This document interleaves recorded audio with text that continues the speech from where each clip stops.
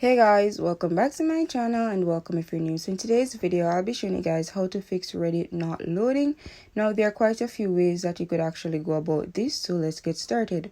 So the first one is by ensuring that you have an internet connection. So that's either by connecting cellular data or connecting to a Wi-Fi, and you want to ensure that the internet is stable and fast, and this should resolve the issue. However, if it doesn't, what you could do is by actually going to the App Store or the Google Play Store, and you want to ensure that you don't have any updates for the Reddit application. Now, if you do go to the Google Play Store or the App Store and you realize that you do have a update, you simply need to update that, just like I have an update right here, so I simply need to update that, and that should resolve the issue.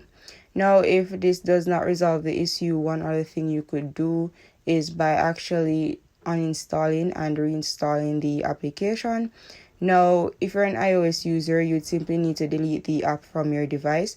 However, if you're using an Android, you'd need to clear the data and cache before uninstalling the application, and that should resolve the issue. If that does not work, one final thing is by restarting your device.